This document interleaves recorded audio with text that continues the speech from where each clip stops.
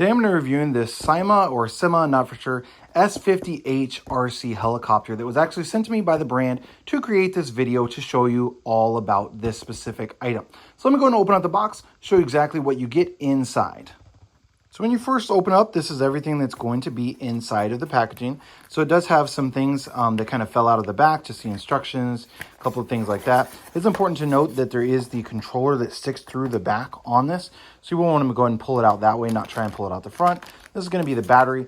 And then also the helicopter is held in through this little paddle thing on the back. So make sure you don't try and pull that off, as you're going to end up breaking the RC helicopter.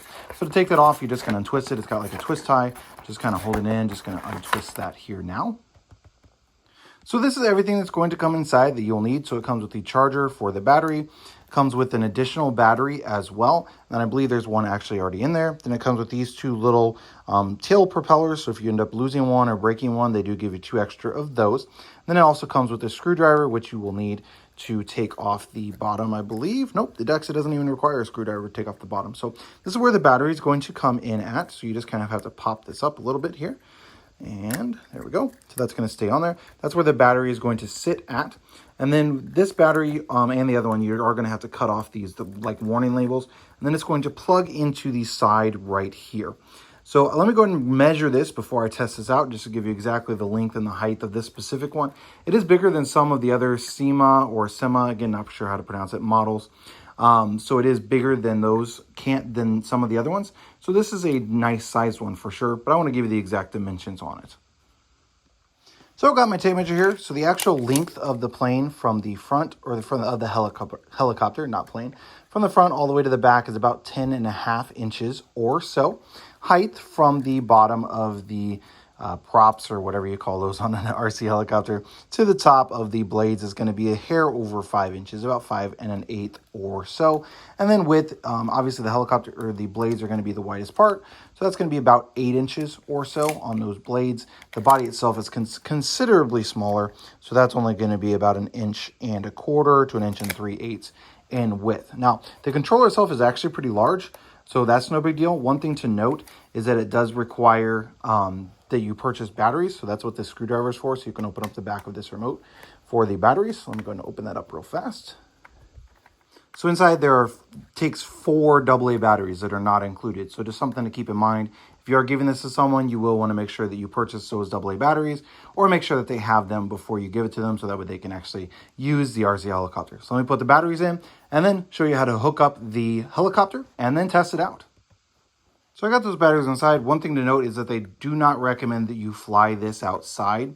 However, personally, I prefer to fly these. We have a good amount of land, so I'm not too worried about it, getting lost in trees or falling into a neighbor's yard or something like that. But just because of the size of it, they recommend that you fly it inside. My ceiling heights aren't exactly really tall. Like the tallest I think is like 8-9 foot that we have. We don't have like a second story or anything like that. Any areas that would go up very far. So I will be flying this outside, but they don't recommend it. It's not waterproof, not designed to be in the rain and the weather, that sort of thing. So just something to keep in mind with this model. Now, when you're hooking it up, once the battery is back in its spot, so it just goes in there, then you're going to take this and you're going to plug it into that side there that shows the power. So you're just quite literally going to take this cord and then going to just kind of finagle it in. Now, this is an extremely small cord, so that is one downside, the fact that every single time you recharge the battery, you have to take this out, put it back in, take this out, put it back in. I would expect over time that this battery end is going to get broken off, or these lines will, just because quite literally every time you use this and run it out of battery life, this cord is going to have to be removed so you can charge the battery itself. So it is something to keep in mind with this specific model. But let me go ahead and put that in. Once you get the power cord in, there is going to be an on-off button here on the bottom, right near that battery pack. This is kind of hard to see there on the video, but it's just that little switch right there. So I'm going to turn that on, and then the light on the bottom should start flashing like that. That means it's ready to pair. When that is ready to pair, you're just going to push the power button on the remote, and then push the left joystick up and down. Now this should go solid. That means it's connected, and that should go solid, which means it's also connected. Oh, but it's still flashing. I think it's connected though, because it's kind of alternating a bit there. Okay, so let's go ahead and try it out. Okay, so we are moving a little bit. We are flying. I'm just pushing up on the stick to make it kind of fly, and then pushing down is going to slow it down. Okay, so you can see how that's going to take off there. Now let me go ahead and figure out exactly how to get it to take off, how to control it. I obviously don't want to, break anything inside the house. Again, that's why I say I would probably be using this outside, not inside, just because I don't want to break anything. Now, one common issue with these helicopters, not specifically from Syma or Syma, but ones that are just RC helicopters in general, is that you do have to trim them. Now, that is clearly explained how to do it in the instructions, but it is something to keep in mind. You will have to go through the process of getting them trimmed, meaning that they actually go up and down straight and that sort of thing. So if you're purchasing this for a younger kid, I probably wouldn't recommend it, because what you have to do is you have to go through this and use the rotational buttons for the trimming properly and to make sure that that is correct. And then you have to go horizontal calibration. So you essentially have to calibrate this when it comes out of the box. So it is one issue, and let me just show you exactly why that is. So let me zoom out a tiny bit. I'm still inside my house here. Just gonna go ahead and push it up. Gonna go up a little bit more. And as you can see, it's not actually flying very straight. It's kind of moving a little bit. This one actually isn't too bad though. So it's something to keep in mind. So here I'm just gonna move the stick, so left, right.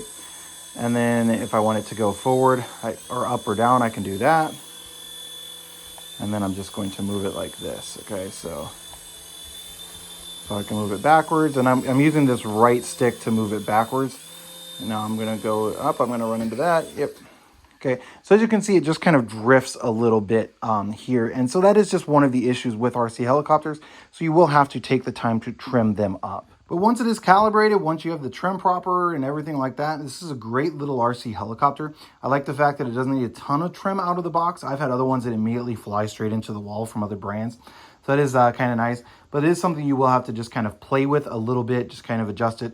And it just has the little buttons here. You're just going to push one at a time while you are working on that. And that's why I personally like to use it outside, just so I don't run into stuff in the house, get yelled at or something like that by some other people who I live with. So anyway, overall, definitely a pretty decent product, but that is something to keep in mind in regards to getting it trimmed or getting that. The controls are relatively easy, so it's just going to be up to take off and then push down, and it's going to stop the blades turning. And then you're going to use this right joystick to control exactly how it's moving. So if you want it to move left or right, if you want it to kind of fly forward, then you're going to use that. Fly backwards, you're going to use that. So overall, pretty basic controls. Syma recommends 8+ for this. I'd probably say it needs to be a little bit older, truthfully, just because the controls on this are a little bit more difficult to pick up, because it's not just, forward and backwards like an RC car. Since you have to do the up and down and the power of that, I'd probably say this is the best ages for this product are probably going to be 10 or 11 or older than that for this specific one. But overall, definitely pretty nice.